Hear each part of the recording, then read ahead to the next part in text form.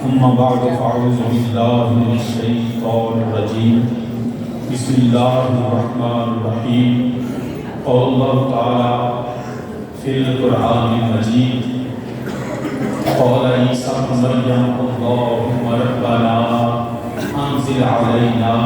مائدۃ من السماء تکون لنا عیدا لأولنا وآخرنا وآیۃ منک وارزقنا وانت خیر الرازقین صدق اللہ مولانا العظیم ان اللہ وملائکتہ یصلون علی النبی یا ایھا الذین آمنوا صلوا علیہ وسلموا تسلیما الصلاۃ والسلام علیک یا سیدی یا رسول اللہ وعلی آلک یا سیدی یا رحمۃ للعالمین الصلاۃ والسلام علیک یا سیدی یا رسول اللہ وعلی آلک وصحبہ یا جد الحسن والحسین الصلاۃ والسلام علیک یا سید الحرم والعجم اغثنا وانذرنا فی سبیل اللہ اللہ اکبر اللہ اکبر لا الہ الا اللہ واللہ اکبر اللہ اکبر وللہ الحمد ثنا اس اللہ وحدہ لا شریک کے لیے جو واجب وجود اور محسوس کی ذات ہے اور ساری کائنات میں اللہ وحدہ لا شریک کی محتاج ہے اور جس کو چاہے عزتوں سے نوازے وہی رزق دینے والا وہی عظمتیں عطا فرمانے والا جس نے آج کبھی اپنے نبی کے صدقے ہمیں عطا فرمایا بے حد درود و سلام امام الانبیاء خاتم النبیین شفیع روز جزا کریم آقا علیہ الصلوۃ والسلام کی بارگاہ صلاح میں جن کے صدقے سے اللہ نے اس کائنات کے عرض و سماع کو تحقیق فرمایا اور انہی کے وسیلہ جلیلہ سے مجھے اللہ نے بخشش کی جو ہے وہ بشارت سے نوازا اور اللہ پاک نے قرآن رمضان اور رحمت اور خاص اللہ نے اپنے بندوں سے بات فرمایا نبی علیہ السلام کے وسیلہ جلیلہ سے جمیع انبیاء کرام اصحاب رسول ازواج رسول اجداد رسول اولاد رسول صلی اللہ علیہ وآلہ وسلم کریم آقا علیہ السلام کی ہر نسبت سے بے فکر سلام رعایت والے احترام ذی وقار باوقار سامعین و حاضرین برادران اسلام آپ سب کو آج کے دن عید الفطر مبارک ہو میرے اللہ ہمیں آج اپنی رحمت و بخشش سے کرم سے نوازے اپنے بندوں کو مہربانی فرمائے میں نے قرآن کریم سے چند الفاظ تلاوت کیے ہیں بہرحال یہ حضرت عیسیٰ علیہ السلام ان کے حواریوں کا ذکر قرآن کریم میں فرماتا ہے ان کے جو حواری تھے وہ تقریباً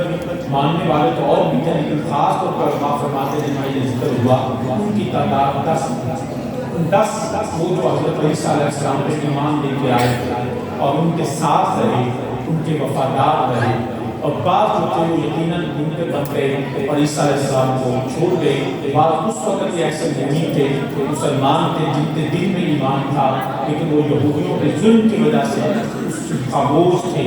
تو اس حوالے سے قرآن کریم نے اس کا ذکر فرمایا ہے فرمایا وَإِذَا أَوْحَيْتُ إِلَى الْحَوَارِيِّينَ أَنْ آمِنُوا بِي وَبِرَسُولِي قَالُوا آمَنَّا وَاشْهَدْ بِأَنَّنَا مُسْلِمُونَ جب میں نے حواریوں کے دل میں ڈالا کہ مجھ پر اور میرے رسول پر ایمان لاؤ تو انہوں نے کہا آمنا ہم ایمان لائے واشهد اور گواہ ہے بِأَنَّنَا مسلمون کہ ہم مسلمان ہیں حضرات اس کا کہا یہ جو ایمان ہوتا ہے اس کا تعلق دل میں ہوتا ہے دل میں ایمان ہو تو بندہ مومن ہوتا ہے اگر دل میں ایمان نہ ہو تو زبان سے اقرار کا کوئی فائدہ نہیں اگر دل میں معاذ اللہ کفر ہے اور زبان پہ ایمان ہے تو اس کو منافقت کہتے ہیں وہ منافق فی الدین ہے کہ دل کی بات اور ہے، زبان کی بات اور ہے، اور سچا وہ ہے، مومن وہ ہے جس کا دل اور جس کی زبان آہنگ ہو، اور جو دل میں ہے وہی اس کی زبان پہ کلمہ ہے، اس کو مومن کہتے ہیں۔ تو جب اللہ فرماتا ہے کہ میں نے وَإِذْ أَوْحَيْتُ إِلَى الْحَوَارِيِّينَ، میں نے ان کو ان کے دل میں یہ بات ہے، وہی ایک وہ ہے جو نبی کی طرف آتی ہے، اور ایک وہ چیز ہے جو اللہ کسی بندہ مومن کے دل میں ڈال دیتا ہے، اس کو بھی اللہ کی وہی کہانیاں خفیہ پیغام جو بغیر کسی ظاہری سورس سے ہو، جب اللہ پاک اس کو ایسے خفیہ طریقے سے دیتا ہے اس کو وحی کہا جاتا ہے۔ جو قرآن بھی وہی ہے جو رب نے خفیہ طریقے سے، بعض کا جبریل امین کے ذریعے سے، بعض کا اللہ نے ڈائریکٹ اپنے نبی کے ساتھ اپنے کلام کو فرمایا، تو اس کو وحی کہا جاتا ہے۔ اس کو بھی اس لیے وحی کہا گیا کہ یہ بھی اللہ نے بندہ مومن کے دل میں ایمان ڈالا ہے، اور بندے کا دل جو ہے وہ ایمان پہ قائم کر دیتا ہے، اور اس کے قدم بھی جو ہے وہ ڈگمگاتے نہیں ہیں۔ تو یہ ایمان ہماری کوشش نہیں، میرے رب کے فضل سے۔ مت کوئی سمجھے کہ میں اپنی کوشش سے مومن ہوں، اللہ کا فضل ہے کہ ہم سب یہاں پہ مومن ہیں، لیکن ہم کس طرح مومن ہوئے؟ میرے اللہ کا سب سے پہلے فضل یہ ہوا کہ اللہ نے ہمیں مومنوں کے گھر میں پیدا، اس سے بڑا قیمت کیا ہوگا؟ ورنہ پوچھئے ان لوگوں سے جو بتوں کی پوجا کرتے ہیں، جو چاند اور سورج کی پوجا کرتے ہیں، ان کو کیا پتا کہ وحدہ لا شریک کی عظمت کیا ہے؟ جو لات عزا منات ہبل کے سامنے سجدہ کرنے والے، جو پتھر کو اپنا خدا کہنے والے، ان کو خدا ڈھونڈنا پڑے گا۔ اللہ نے ہم پہ فضل فرمایا، ہمیں ڈھونڈنا نہیں پڑا، ہم پیدا ہوئے تو ہمارے والدین نے ہمارے کام میں اللہ کی توحید کا نبی علیہ السلام کی رسالت کا پیغام مل گیا، ہمارے قانون نے اذان و اقامت کی،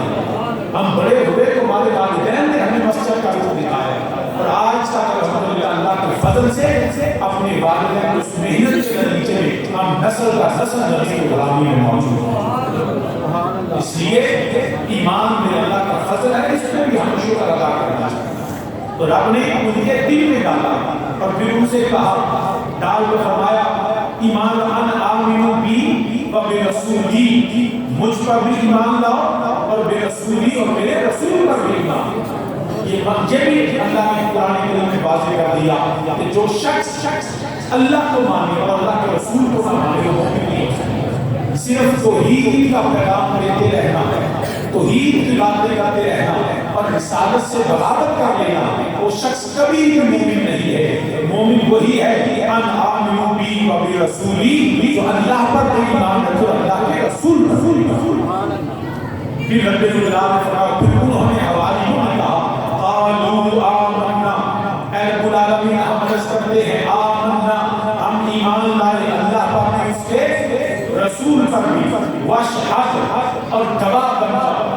یہ حضرت موسیٰ علیہ السلام کی بات میں عرض کی، اے موسیٰ آپ گواہ بن جائیں، تو مطلب یہ تو جس کی گواہی رسول دے دے وہی مومن۔ انہوں نے کہا کہ ہم مسلمون، ہم مسلمان ہیں، اپنے اسلام اور ایمان کو ہمیں برملا اظہار کرنا ہے۔ آج لوگ جو ہے میں نے دیکھا اپنی پہچان کو چھپا لیتے ہیں۔ ہمیں الحمدللہ اللہ کا شکر ادا کرنا چاہیے، اور دنیا میں جہاں بھی ہوں لوگ کیا کہتے ہیں، لیکن ہمیں یہ اعلان کرنا ہے ہم مومن ہیں، ایک خدا کے ماننے والے اور مصطفیٰ کو آخری رسول ماننے والے۔ بِأَنَّنَا مُسْلِمُونَ، پھر انہوں نے جو ہماری ایمان لے کے آئے تھے اس کا ذکر بھی آگے قرآن کہتا ہے۔ انہوں نے کہا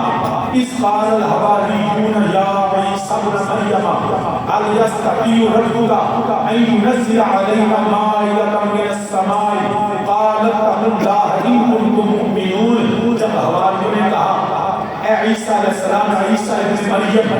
هل يستطيع ربك، آپ کا رب ایسا کرے گا ان ينزل علينا مائدة من السماء، کہ وہ آسمان سے ہمارے لیے ایک کھان اتارے، دسترخوان اترے، کھانا اترے؟ کیا آپ کا رب ایسے کر سکتا ہے؟ تو حضرت عیسیٰ علیہ السلام نے فرمایا قَالَ اتَّقُوا اللَّهَ إِن كُنتُم مُّؤْمِنِينَ، ابھی تو تم کہتے تھے ہم مسلمان ہیں، ہم اللہ کو بھی مانتے ہیں، اللہ کے رسول کو بھی مانتے ہیں، اب تم مجھ سے معجزہ طلب کرتے ہو، اب تم مجھ سے دلیل طلب کرتے ہو، کہ میں ثابت کروں کہ میں میرا اللہ بھی سچا اور میں اس کا سچا رسول ہوں، اور میں تمہارے لیے آسمان سے پکا پکایا کھانا جو ہے وہ اللہ سے دعا کرو نازل ہو، اللہ سے ڈرو ان کنتم مؤمنین، اگر تم ایمان رکھتے ہو۔ اب اس میں ہمارے لیے پیغام کیا ہے؟ اس میں ہمارے لیے پیغام یہ ہے کہ ہم بندوں کو جیسے آزماتے ہیں نا، ہمیں نبیوں کو اور اللہ کے نیک بندوں کو نہیں آزمانا چاہیے، اللہ سے ڈرنا چاہیے۔ ایمان اس لیے قرآن کریم میں اللہ نے فرمایا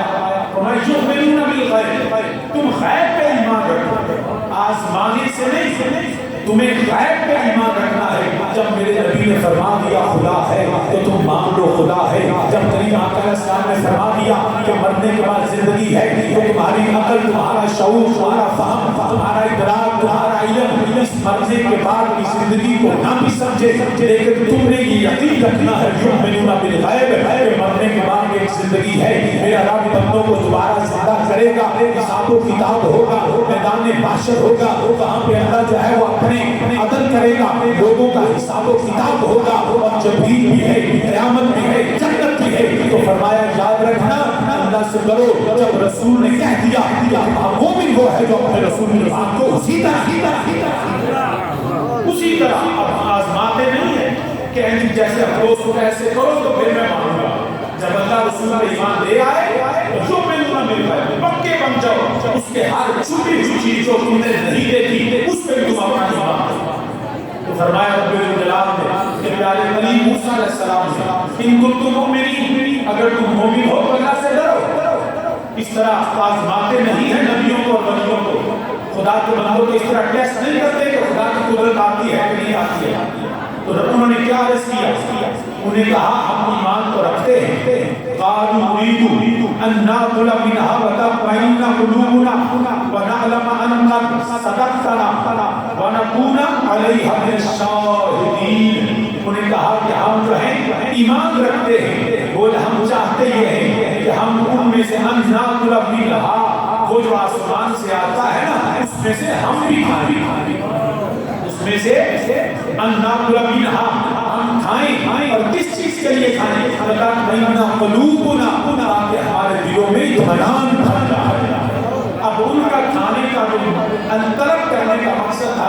وہ یہ نہیں تھا کہ وہ آزمانا چاہتے ہیں، ان کا یہ تھا کہ قالوا نريد، انہوں نے کہا ہم چاہتے ہیں ان ناكل منها، ہم اس میں سے کھائیں۔ کس کام کے لیے کھائیں؟ آزمانے کے لیے نہیں، وَتَطْمَئِنَّ قُلُوبُنَا، کہ ہمارے دلوں میں اطمینان ہو۔ اور وہ جو کھانا تھا وہ برکت کے لیے تھا۔ تو یہ بھی پتہ چل گیا جو نبی کے وسیلے سے اس طرح رزق دیا جاتا ہے وہ اس کے وہ کھانے سے دلوں کو اطمینان مل جاتا ہے۔ اس لیے ہم جب لنگر کھاتے ہیں تو وہ لنگر ہمیں خدا کی اس طرح دسترخوان پر ملتا ہے، تو ہماری محنت کے بغیر ملتا ہے۔ یہ انہوں نے طلب لیا، اللہ نے ان کے دلوں کو اطمینان بخشا۔ پتہ چل گیا کہ اس طرح حافظ میلاد کا لنگر جس طرح کبھی اللہ کے نام پہ جو غریبوں مسکینوں کو کھلایا جاتا ہے یا مہمانوں کو کھلایا جاتا ہے وہ اللہ کی طرف سے دسترخوان ہوتا ہے، اور اس میں سے کھانے سے اللہ دلوں میں برکتیں ڈالے گا۔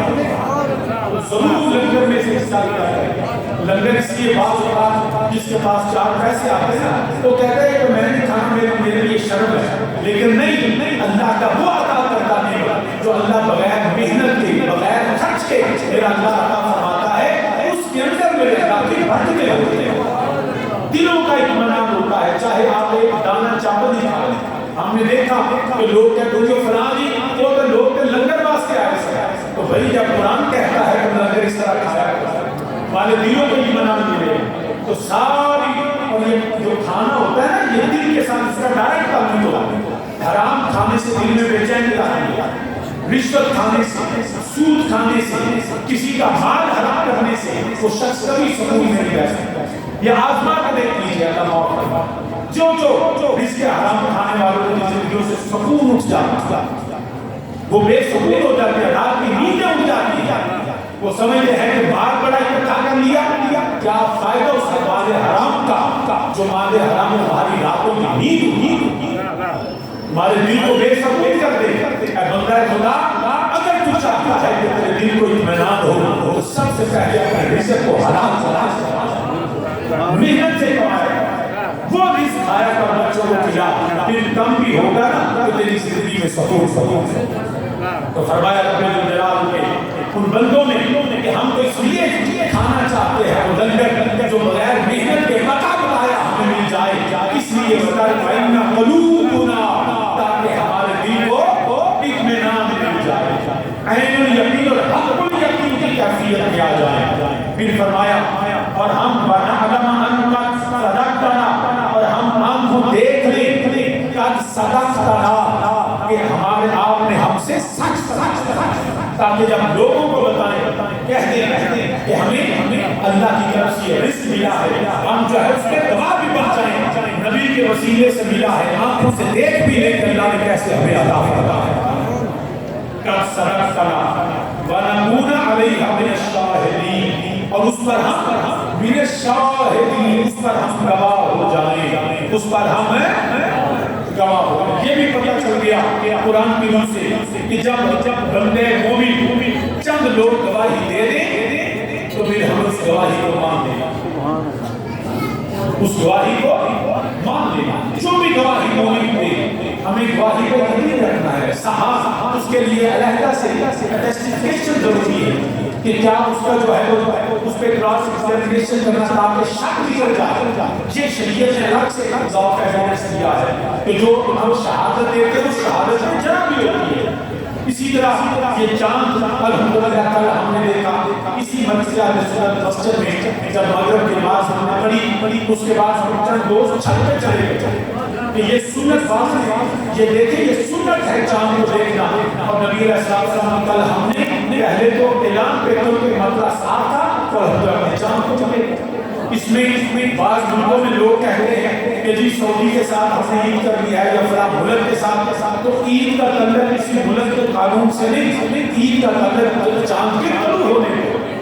اس حوالے سے ہمیں عید کو بھی منانا ہے۔ بعض کہتے ہیں فلاں علاقے چیز نہیں، آپ کیوں نہیں مناتے؟ تو جس بعض کا ہورائزن کا بدلے کا فرق ہوتا ہے۔ اب پاکستان کا اور سعودیہ کا 2.5 گھنٹے کا فرق ہے۔ اب 2.5 گھنٹے میں چاند نکلا، چند لمحے 5 منٹ رہا، 10 منٹ رہا، چاند غروب ہو گیا۔ اب وہ سعودیہ کے مغرب میں تو تھا،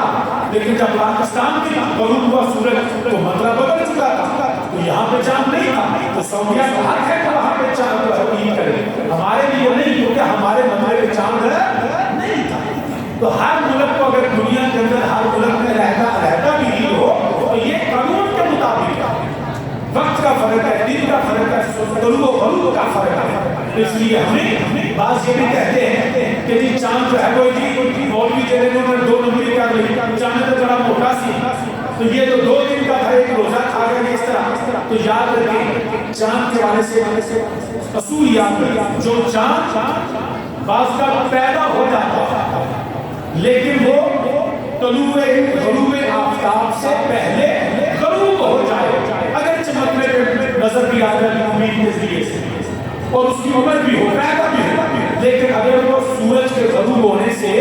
پہلے غروب ہو جائے تو وہ اس دن کا چاند نہیں ہے۔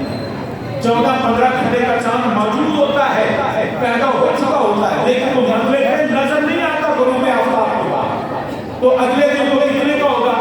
وہ ہو جائے گا 40 گھنٹے کا۔ اب وہ موٹا تو ہوگا، تو وہ جو اس کی موٹائی ہے اس کے پہلے 16 گھنٹے کی پیدائش کی وجہ سے۔ تو اس لیے چاند وہ تصور کیا جائے گا جو مطلع پہ غروب آفتاب کے بعد موجود رہے، چاہے 1 لمحے کے لیے موجود رہے۔ تو یہ ہے چاند کا قانون۔ تو رب الجلال نے فرمایا،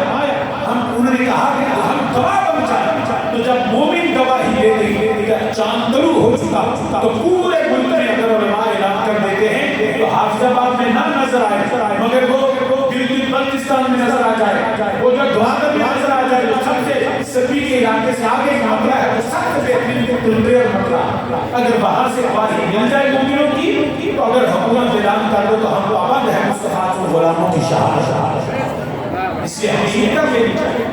تو برادران اسلام پھر حضرت جب انہوں نے کہا کہ یا رب العالمین ہمیں آسمان سے نازل فرما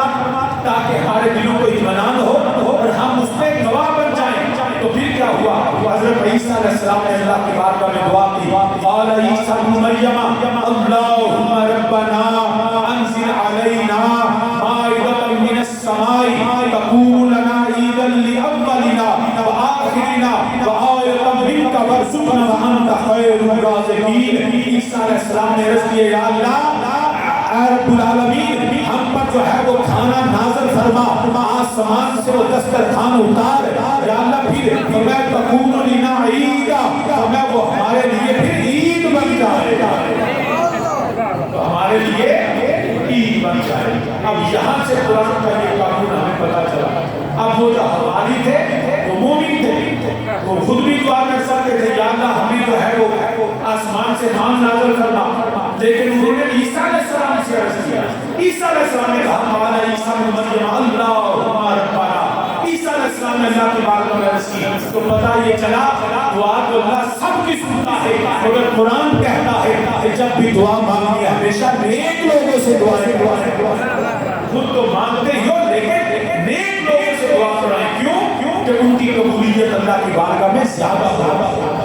ہمارے اعمال ایسے ہوتے ہیں کہ بعض اوقات ہماری دعائیں رد کر دی جاتی ہیں، مالک ہے، لیکن جب نیک بندہ اللہ کا عرض کرتا ہے تو پھر اس کی دعاؤں کو اللہ اپنے بارگاہ میں شرف قبولیت عطا کرتا ہے۔ کچھ بندوں کی دعائیں اللہ رد ہی نہیں فرماتا۔ کریم آقا علیہ السلام نے فرمایا کہ شام کے اندر ہر وقت 40 ہزار اللہ سے جو مانگے میرا اللہ کرتا ہے۔ فرمایا کچھ لوگ زمین کے سینے پہ ایسے ہوتے ہیں، فرمایا ان کے پاؤں ننگے ہوتے ہیں، ان کے چہرے جو ہیں وہ خاک آلودہ بال خاک آلودہ ہوتے ہیں، اور فرمایا کہ کوئی عورت ان سے شادی کے لیے تیار نہیں ہوتی ہے، لیکن اللہ کی بارگاہ میں ان کا مقام و عزت یہ ہوتی ہے کہ اگر وہ اللہ کی بارگاہ میں قسم سے بات کرتے کہ جو وہ کہتے ہیں میرا رب ان قسموں کو پورا۔ تو اس لیے جب جائیں علماء سے دعا کرایا کریں، بزرگوں سے دعا کرایا کریں، اپنے والدین سے دعا کروایا کریں، نیک لوگوں سے، اور پھر خود بھی کیا کریں۔ خود کرنے سے منع نہیں، لیکن قرآن کہتا ہے کہ اپنے نیک اللہ کے نیک بندوں کو عرض کیا کریں۔ حضرت عیسیٰ علیہ السلام نے دعا کی اللہم ربنا انزل علینا مائدۃ من السماء، یا رب العالمین آسمان سے کھانا کو نازل فرما، پتہ پکایا کھانا نازل فرما، اور وہ نازل ہوا۔ یہ بھی پتہ چل گیا نیک بندوں کی دعاؤں سے جو ہم عرض کرتے رہے اللہ قادر ہے، وہ چاہے تو آج بھی نازل کر سکتا ہے، لیکن اللہ کی جو ہے خاص قدرتیں ہوتی ہیں۔ یاد رکھیں کچھ چیزیں جو عقل میں نہیں آتی، فہم میں نہیں آتی، ارے ہمیں کھانا پکانا پڑتا ہے، لیکن جب پیغمبر دعا کرتے جب آسمانوں سے پکا پکایا لوگوں کی یہ باتیں وہ آج بھی کہہ رہی سائنٹیفکلی انٹلیکچولی عقل سے یہ باتیں نہیں آتی۔ ارے عقل میں تو بہت کچھ نہیں آتا، علم میں تو بہت کچھ نہیں آتا، تمہاری عقل تمہارا علم ابھی میچور ہے۔ سائنس جو ہے وہ ابھی مور میچور۔ سائنس کیسے بتائے گی کہ مرنے کے بعد اللہ اس کی ہڈیوں کو جو ڈال سکتی ہے زمین سے دوبارہ زندہ کرے گا؟ کسی سائنس کو علم میں نہیں آئے گا، مگر ہمارا عقیدہ ہے رب قادر مطلق ہے، وہ خاک سے بھی دوبارہ انسان کو زندہ کر سکتا ہے۔ تو ہر چیز کو علم میں نہیں، سائنس کو قرآن کی نظر سے دیکھیں، قرآن کو سائنس کی نظر سے نہ دیکھیں، کیونکہ قرآن اللہ کا کلام ہے۔ سائنس ابھی وہ اس کو زیادہ کرنے کی ضرورت ہے۔ کتنی تھیریز بدلتی ہے، کتنے نظریات بدلتے رہے سائنسدانوں کے، ایک نظریہ آیا دوسرے آج بدل دیا، تیسرے تحقیق بدل دیا، لیکن 14 صدیوں سے قرآن نہ بدلا ہے،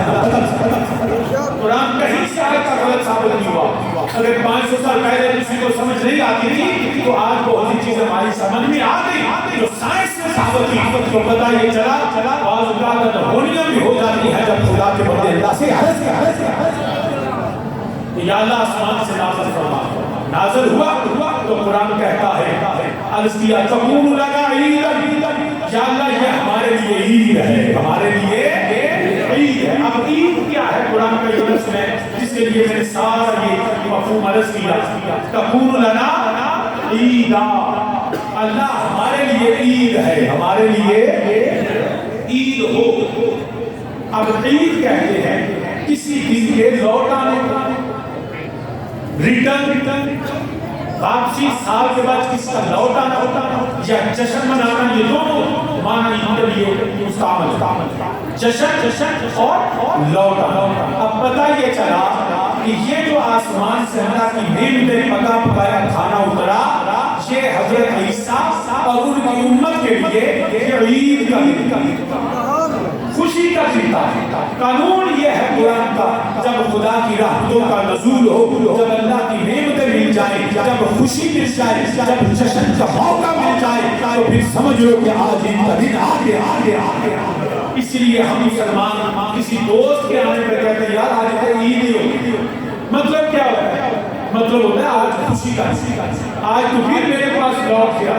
تو دوست کے آنے پہ خوشی، والدین کو ملنے پہ خوشی، رزق کے آنے پہ خوشی، تو یہ سارے جب خوشی لوٹ کے آئے نا اللہ کی نعمتیں ہوں تو سمجھ لو تکون لنا عیدا، وہ عید کا دن ہوتا ہے۔ تو سمجھ لو جس دن قرآن نازل ہوا وہ لیلۃ القدر بھی خوشی کا دن ہے، جشن کا دن ہے، جشن نزول قرآن ہو۔ ارے جس دن اللہ نے ہمیں والدین کی رحمت بخشی، ہم وہ بھی عید کا دن ہے، وہ بھی خوشی کا دن ہے۔ اللہ نے ہمیں رزق دیا، وہ بھی خوشی کا دن ہے۔ اللہ نے ہمیں اولاد دی، وہ بھی خوشی کا دن ہے۔ ارے جس دن کسی کی جاب لگ جائے، اس کو پہلی سیلری ملے، اس دن کی شکر ادا کرو کہ وہ بھی خوشی کا دن ہے، وہ بھی عید کا دن ہے۔ لیکن یہ نعمتیں، یہ رزق، یہ شان، یہ مرتبے، ہر چیز عید ہے جس دن اللہ کی نعمت ہو۔ مگر جس کے صدقے میں تجھے رزق ملا، جس کے صدقے میں تجھے قرآن ملا، جس کے صدقے میں تجھے رمضان ملا، جس کے صدقے میں اولاد ملی، ارے سب سے بڑھ کے جس کے صدقے میں ایمان ملا اور جس کے صدقے میں بخشش ملے گی، اس مصطفیٰ کی آمد یا بھی سب سے بڑی۔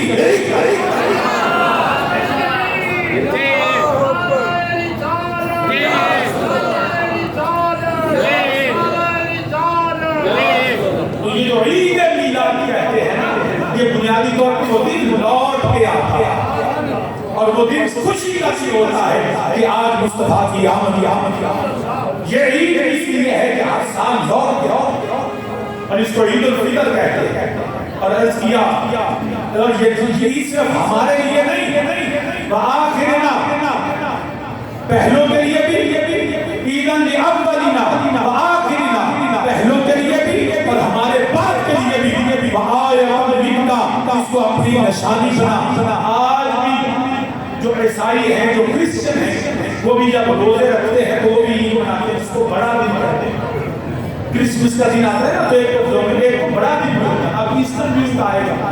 تو وہ بڑا دن بھی مناتے ہیں۔ کیوں؟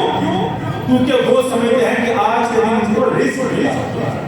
جس کو قرآن میں مائدہ کہا، آسمان سے دسترخوان، تو آج بھی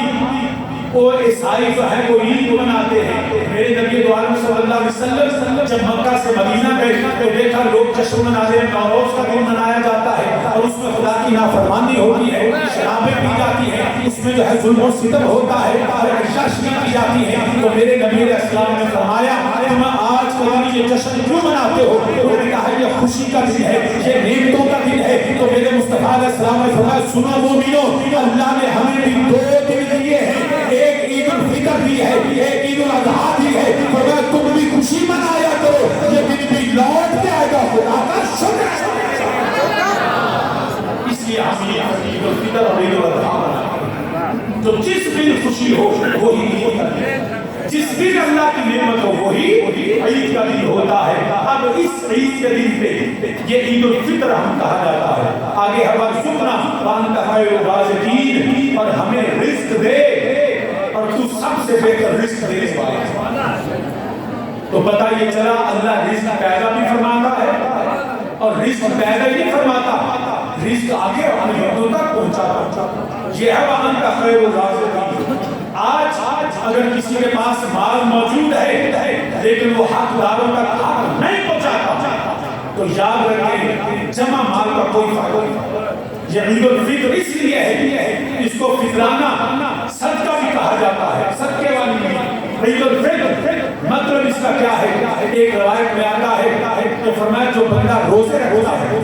اور نماز عید سے پہلے اگر وہ فطرانہ نہیں دیتا تو آسمان اور زمین کے درمیان وہ روزے مولد ہو جاتے ہیں، اللہ کی بارگاہ میں پہنچتے نہیں۔ لیکن جب بندہ مومن فطرانہ ادا کر دیتا ہے تو میرا رب روزوں کے ساتھ صدقے کو بھی قبول فرمانا۔ تو یہ فطرانہ ہمیں مصطفیٰ علیہ السلام نے بتایا اور یہ واجب ہے 2 کلو گندم کم از کم قیمت کے برابر ہر شخص اپنے گھر کے جتنے افراد فطرانہ ادا کرے گا، اور اس سے بہتر یہ ہے کہ عید کی نماز سے پہلے ادا کرے گا۔ پہلے دے گا تو وہ رمضان کے روزوں کی کمی کو بھی پورا کرے گا، اور اس کے لیے صرف اجر و ثواب بھی ہوگا۔ لیکن نماز عید کی ادائیگی کے بعد دے گا تو وہ صرف صدقے کے طور پہ قبول کیا جائے گا، وہ رمضان کی کمی کے وجہ سے۔ اس لیے نبی کی سنت یہ ہے کہ اپنے فطرانے کو نماز عید سے پہلے ابھی بھی جس نے نہیں کیا وہ اس منٹ کیونکہ یہ مسجد جو ہے وہ یہ اور چل رہا ہے، اس لیے آپ احباب جو ہے جس نے فطرانہ دینا وہ الگ سے دینا چاہیے، اور اگر ابھی کہیں اور دینا چاہتے وہ سمجھتا ہے کہ میرے پڑوس میں وہ غریب آدمی یتیم ہے، مسکین ہے، تو ان کو بھی دے سکتے ہیں۔ فَلِسِ الْقُرْبَى وَالْيَتَامَى وَالْمَسَاكِينِ وَابْنِ السَّبِيلِ، غریبوں، مسکینوں، یتیموں، مسافروں پر خرچ کرنا، یہ سب جو ہے یہ جائز جگہ ہے اللہ کے دیے میں سے خرچ کرنا۔ سامعین اس وقت میرے پاک رب الجلال نے فرمایا کہ جو شخص آج کے دن یہ عظیم دن ہے، رب الجلال اپنے ملائکہ میں فخر فرماتا ہے۔ کتنی آج کا دن ہمارے لیے کتنا بڑا دن ہے، عظیم دن ہے کہ رب خود فخر فرماتا ہے اور اپنے ملائکہ سے فرماتا ہے، ملائکہ تم بتاؤ اگر کوئی غلام اپنے مالک کے حکم کو پورا کرتا اور وہ اس کی مرضی کے مطابق، مالک کی مرضی کے مطابق عمل کرتا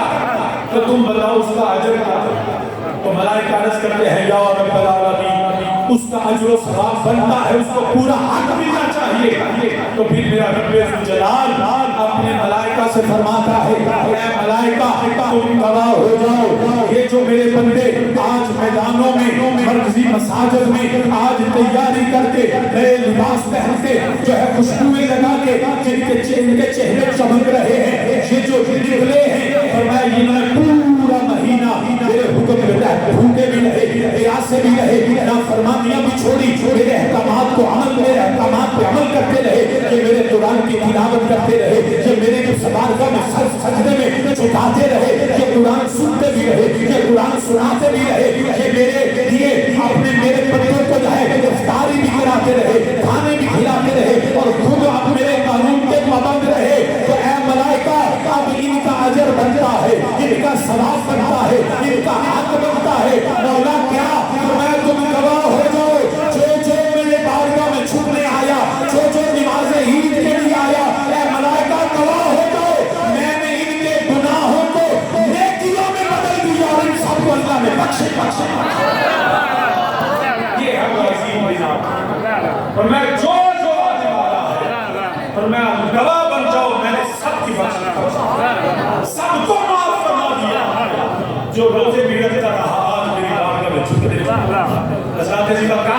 یہ آج بخشش کا دن ہے، اس لیے بھی کو عید کہا جاتا ہے، خدا کی رحمتوں کا دن بھی ہے، اور آج کے دن بھی اللہ پاک نے ہمیں جو موقع عطا فرمایا ہے، آؤ اس خوشی کے دن کو غریبوں کے ساتھ، مسکینوں کے ساتھ،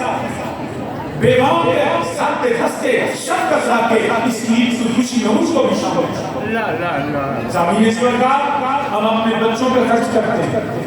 اپنے خاندان پہ خرچ کرتے ہیں، بالکل یہ میرے کریم آقا علیہ السلام کی سنت ہے کہ آج کے دن گھر میں کھانے بناؤ، مٹھائیاں لو، سب کو دعوتیں دو، یہ اس کا اجر و ثواب الگ ہے، مگر نبی علیہ السلام نے فرمایا سب سے برا کھانا وہ ہے جس میں غریب شامل ہے۔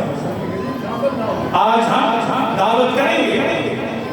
لیکن چوکیوں کو بلائیں، سرداروں کو بلائیں، عمراء کی دعوت کریں، گاڑیوں کی قطاریں ہمارے گھروں کے سامنے ہوگی، جی ہم نے دعوت رکھی ہے عید کا دن ہے، اس عید کے دن کا کیا فائدہ کہ پڑوس میں غریب ہے، اس کے گھر میں جو ہے وہ مٹھائی نہیں آئی، اس کے بچوں نے کپڑے نہیں پہنے،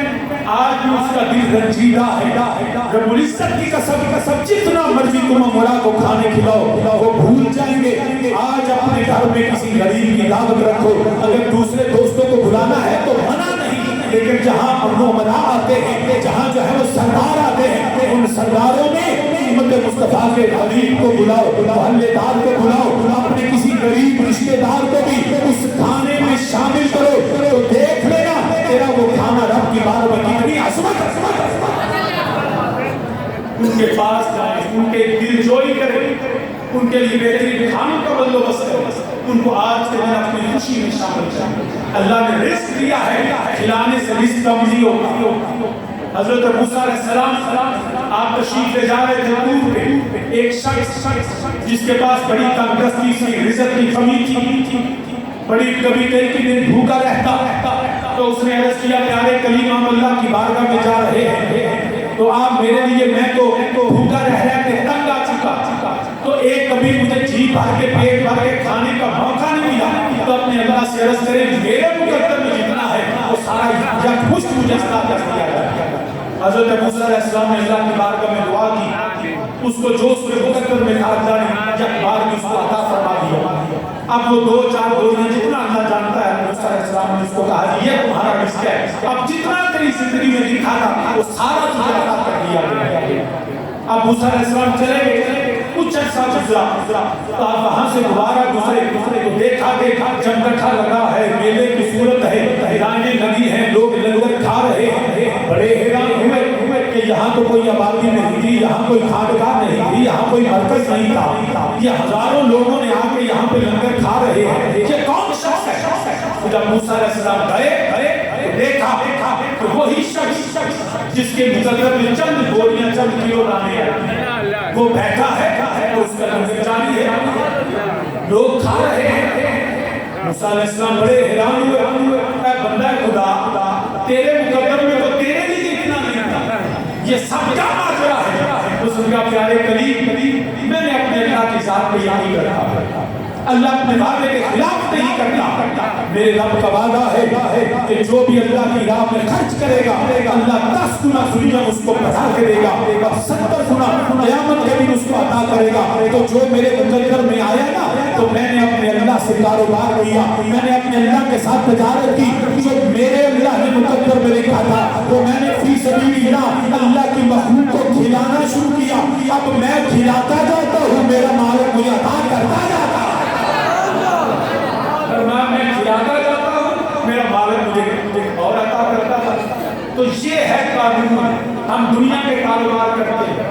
اس لیے کہ جناب ہمارا رزق بڑھے گا، ضرور کریں، تجارت کریں، محنت کریں، کوشش کریں، سب کچھ کریں، لیکن اس تجارت میں کچھ وہ ہے جو فرض واجب ہے، زکات فرض ہے، فطرانہ واجب ہے، اس کے علاوہ صدقہ و خیرات کریں، اس کے علاوہ اپنے خاندان پہ خرچ کریں، جانبدستی نہ کریں، جتنی توفیق ہے کوشش کریں۔ اس طرح گھر میں مہمان آ جائے تو مت یہ سمجھیں کہ یہ میرے گھر میں آ گیا تو مصیبت ہے،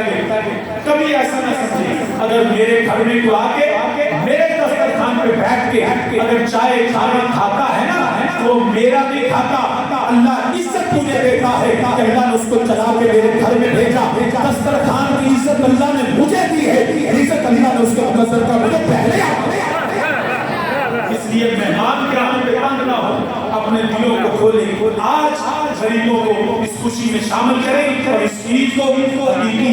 عید کے طور پہ لیں۔ اللہ پاک ہمیں ایسی ہزاروں عیدیں عطا فرمائے، آج دعاؤں کی عید کا دن ہے، اللہ دکھوں غموں کو دور فرمائے، عالم اسلام پہ رحم و کرم فرمائے۔ اس لیے جو ضروری باتیں سمجھ لیجیے، ایک تو یہ کہ غریبوں کو شامل، دوسرا صفائی نصف ایمان، صفائی نصف ایمان ہے، اور یقین کریں آج میں گھر سے نکلا، آج میرا دل خوش ہوا کہ حافظ آباد کے اندر آپ دیکھیں کہ صفائی بہت ہے، جہاں ہم ان پہ تنقید بھی کرتے ہیں، ہم ان کو اپریشیٹ بھی کرتے ہیں، اس وقت جو صفائی کا انتظام بلدیہ یا ڈپٹی کمشنر نے کیا ہم ان کو مبارکباد دیتے ہیں، آپ نے اچھا کیا کہ سارے شہری آپ کو پیش کرتے ہیں، اللہ آپ کو جزائے خیر عطا فرمائے۔ سیکورٹی کے معاملات بھی اس دفعہ پہلے جس طرح پیٹ پاکٹس آتے تھے، سڑکوں پہ ہجوم ہوتا تھا، لوگوں کے ساتھ فراڈ ہوتا تھا، میں پولیس کو بھی مبارکباد دیتا ہوں کہ ان کی دن رات ان کی ڈیوٹیاں تھیں، اور ہمارا سلام ہے ان کو، ہم تنقید جہاں کرتے ہیں کہ یہ فلاں کرتے ہیں، رشوت لیتے ہیں، لیکن جو کام وہ اچھا کریں ہمیں اس کو اپریشیٹ کرنا چاہیے۔ ڈی پی او صاحب نے اور ہمارے ڈی ایس پی صاحب نے، ایس ایچ او سٹی اور اس وقت بھی پورے حافظ آباد میں سیکورٹی کا بہترین انتظام ہے، ہم اس بات کو بھی اپریشیٹ کرتے ہیں۔ اور آخری بات یہ کہ صفائی نصف ایمان ہے، خدا کے لیے اگر ہماری انتظامیہ نے یہ ہماری ذمہ داریاں بنی کی ہیں تو ہماری بھی بحثیت مسلمان ذمہ داریاں بنتی ہیں کہ اپنے بچوں کی تربیت کریں، کہ جب آپ کھانے کے لیے نکلے تو سڑکوں کے شاپوں میں سڑکوں پہ جو ہے وہ گندگی نہیں پھیلانا، جانور بھی جہاں بیٹھتا ہے وہ صفائی کر کے بیٹھتا ہے. اور اللہ نے ہمیں تو انسان بنایا تو اپنی صفائی کا اپنی ذات کی اور اپنے ماحول کی صفائی کا خاص خیال رکھیں کہ اللہ ہمیں جزائے خیر عطا فرمائے. اور 6 ذائقے ہیں. کتنی؟ 6. مجھے سالبہ بھی ہوتی ہے تو سبق سے بھولیا ہوتا ہے. تو ہر دفعہ میں بھی کہتے ہیں ہم بھی کبھی بھول جاتے ہیں. پچھلی دفعہ شاید میں ہو گیا تھا تو ہو جاتا ہے. تو انسان ہے تو میں بھی پکی یاد کر رہا ہوں. تو 6 ذائقے ہیں. کتنی؟ 6. کب کہنی ہے؟ پہلے ہم جو ہے وہ اللہ اکبر کہیں گے، ہم سب ثنا پڑھیں گے. ثنا پڑھنے کے بعد 3 مرتبہ ہم تکبیر کہیں گے اور تیسری تکبیر پہ ہم ہاتھ باندھ لیں گے.